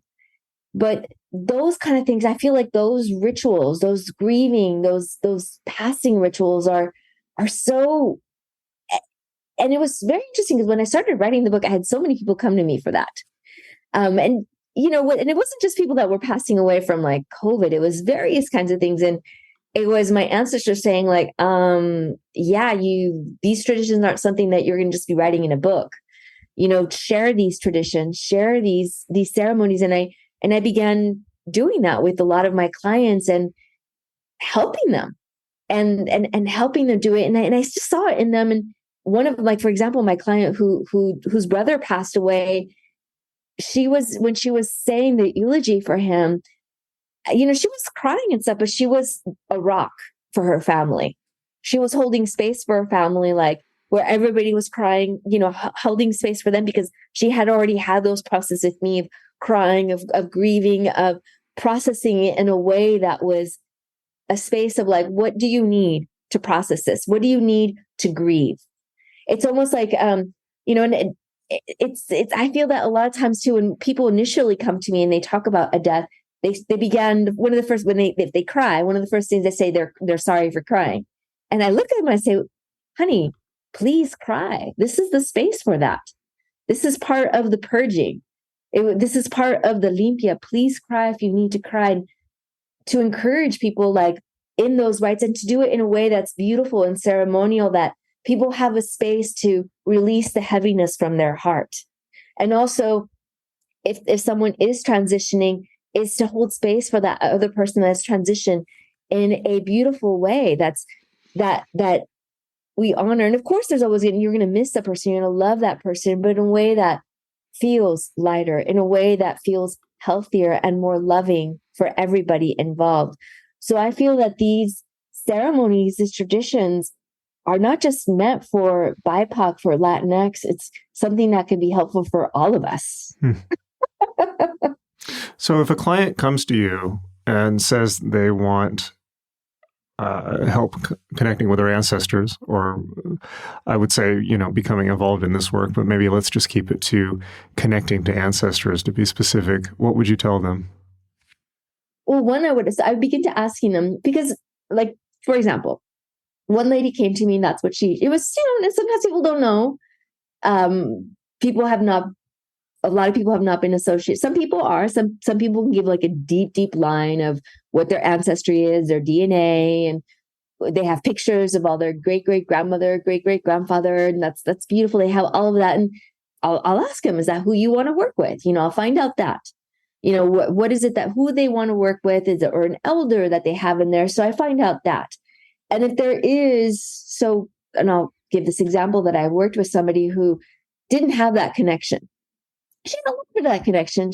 Her roots were from Nicaragua and Mexico. And this is not the lady who I talk about in my book. I've different clients that come from different traditions, of course. And this just happened to be somebody that was from Nicaragua, and mother was Mexicana, Mexico. And she was coming in, and she, for her living, what she does choreography for salsa dancing. And one of the things that I recommended was to create a space in her dancing space where she's doing the choreography, is to recognize the cardinal spaces, the east, the west, the north, the south, and have something that's symbolic of those cardinal spaces. And when she is dancing, to allow her ancestors to dance through her, to teach her, because she has a profinity, like she loves, like acclivity, like proclivity for dancing. She has a love and affinity for dancing. It's more than likely that her ancestors, one of her ancestors that is already with her, also has that love, also has that connection. So it's asking people, what do they already love? Because it's more than likely that their ancestor also loves that as well, and is already watching over them on some level, already has that connection on some level. And it's just about opening up to that and strengthening that connection and allowing ourselves to open up to those sacred energies, so we can feel that there's more around us than meets the eye. How about altars? Altars play such a big role in this book, and people love altars. So talk about your experience building altars, how people can maybe get started building their own ancestral altars. But I mean, you take it to new levels in this book. I mean, some of the stuff in the photo section is pretty phenomenal. Talk about that. So, one of the things that I asked too, for example, I was talking to one of my neighbors who comes over with her puppy. So the puppy plays with our puppy. We have puppy play dates. And she's Taiwanese. And she was just interested. I never really talk about what I do with my neighbors because, I just say I'm a consultant. It just makes things easier. Okay. And, she happened to ask, like, so what do you do? Because she happened to be an attorney. And we had that, and I told her what I'm doing. She's like, "Oh my God, can I see one of your books?" And I shared with her one of the books, and she began she just began sharing with me like her stories and her connections with how she feels about with her ancestors, that she has that connection. She's going back to Taiwan actually shortly in a couple of months to visit, but she doesn't really feel the pull to create an ancestor altar. And one of the things because she has a daughter too, and I was reminding her too that how we have El Dia de los Muertos, the 3 days that's recognized. Well, actually, a lot of folks honor El Dia de los Muertos is those 3 days where it could be a temporary altar too. But I reminded her too that it could also be or a medicine bundle, an ancestor bundle, right? Because she said, I'm not really feeling the pull to create a permanent altar. I don't feel that yet. And it's one of those things that I recommended. It's like, well, why about, what are some sacred days in your tradition that are sacred, that you honor, where the ancestors? And I encourage her to encourage that her daughter, to teach about these things to her daughter, that to teach about the culture, and she doesn't lose those connections to Taiwan, to what those beautiful dances are, the Taiwanese, and what are the traditions there with their ancestors. And and we started then talking about Buddhist altars and what they put there with the oranges. So I find out a lot of things is, one, I want to find out first. And what I recommend too is that tune into whether it's something that you want to make it more, because a lot of times it's easier, and it feels, depending on where someone is at, where they're at in their spiritual or they're not spiritual, culture can be a very wonderful way to connect us spiritually. Whether, it's like creating with arts and crafts. And I have all these beautiful things of like doing it with calaveras, with skulls, like calavera, like sugar skulls, creating sugar skulls, calaca scenes with skeletons, and finding out like, what is it like, creating those special days to then sit with your family, to talk about what were the traditions in the family, what were the traditions of, because it is, if someone has a family, so it doesn't just get whitewashed. People's traditions don't just get whitewashed and forgotten about. but what are our specific roots? So we come in and we don't feel like we all have to get whitewashed from that, but we come in and we share and asking, and maybe at the beginning, it's going to be temporary. It's going to be a temporary altar on specific days. And maybe we have like specific aspects of those temporary altars around our house, different idols. And one, it was just very interesting because she was sharing with me like how she noticed a lot of the Buddhists, like the altars for Buddha and what are the offerings. And she's like, oh, now I'm going to be so interested to go when she goes to Taiwan for the she's going to be going in a couple of months and looking at the different temples, is to make sure to tune in first what feels in alignment. Because if it doesn't feel in alignment, we're not going to take care of the altar. And we want to make sure that if we're going to have a permanent altar, we're not going to like just leave it there like getting dusty. We're not going to say, well, I was kind of into you, ancestor, but that feeling is gone. Okay. Yeah. Sorry. Just a fad. Sometimes people do that with their living family. Yeah, exactly. Right. So I say first tune into what feels right for you and honor that. And have no judgment about it. Have no judgment that you're supposed to do this, you're supposed to do that, it's supposed to look like this, any of that nonsense, right? First start out with what feels right for me. What felt right for me and what my ancestors felt it was right. For example, the bundle that I got in 1999. I didn't have an altar. I didn't have an ancestor altar, but my ancestors, they guided me to an ancestor bundle, initially. And I didn't even know about ancestor bundles until later. My mentors taught me about them. Like, oh yeah, that's a thing. That's where, that was traditionally done in our culture, in our indigenous cultures with your ancestors. That's how they were honored. They were held. They were, and it's like really tuning into that. And that's what I began putting and working with that ancestor under. I would sleep with it. I would take with it in different ceremonies. It was my traveling companion of my ancestral entourage, right? And then eventually, now it's actually part of one of my altars. Like it's become stationary. And that was an involvement that evolved with my own spiritual practice of connecting with my ancestors. And now I have various ancestral altars throughout my house. I have, so that's very important. First is to tune in what feels right for you, because initially we can have a bundle, an ancestral bundle, which could be a regular cloth. It could be a hide. It could be a shawl that's from one of our ancestors that we put somewhere, and we put it with our sacred items, whether it's a whistle, maybe it's a feather fan. We put there with our sacred items, and we put pictures of there of what we connect to as our ancestors, and we start taking it with us to different sacred sites. We take it when we go to a different ceremony, and it becomes a part of us and travels with us. And sometimes it sits on our altars. And so I would say first tune into what you can commit to, because it is a little bit, it can be something what feels in alignment for you. Because having a permanent altar is, every day I wake up, I make offerings of copal. I refresh their water, every week everybody gets fresh water. I put different kinds of flowers on different days. So there's that commitment of what are you ready to commit to? Because I don't, that's something, this is something like we're honoring, we're connecting, we're showing our honor and respect. And we also have to see like what feels in alignment with us.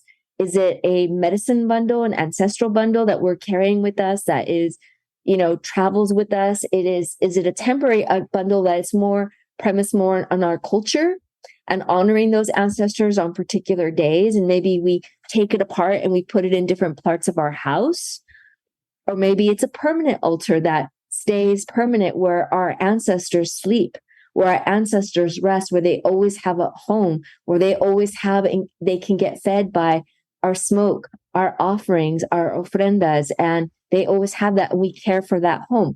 What is in alignment for us? I would recommend that's where I would say start from there. All right. Well, maybe that's a great practical point to wrap up on. This was an awesome conversation. I learned a lot, covered a tremendous amount of ground here.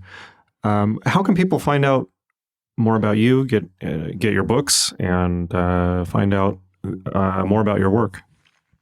So people can find out with website realizeyourbliss.com.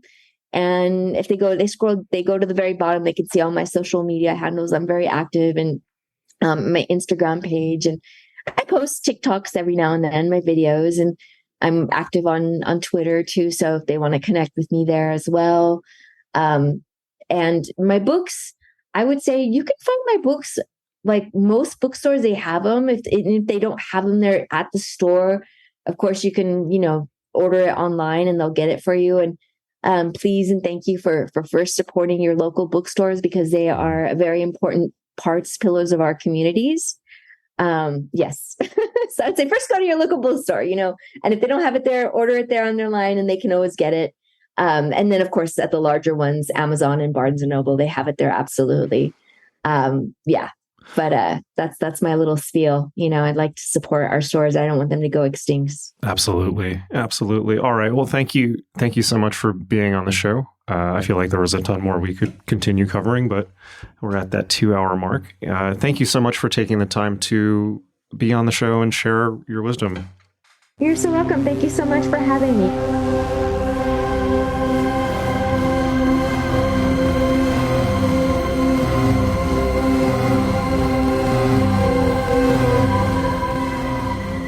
All right. Hope you really, really enjoyed that. I definitely had a lot of fun in that conversation. Meet us at magick.me, magick.me, my school for magic, meditation, and mysticism, where you can learn all the skills you need to unleash your true self. I will see you in class, and until next time, hang in there.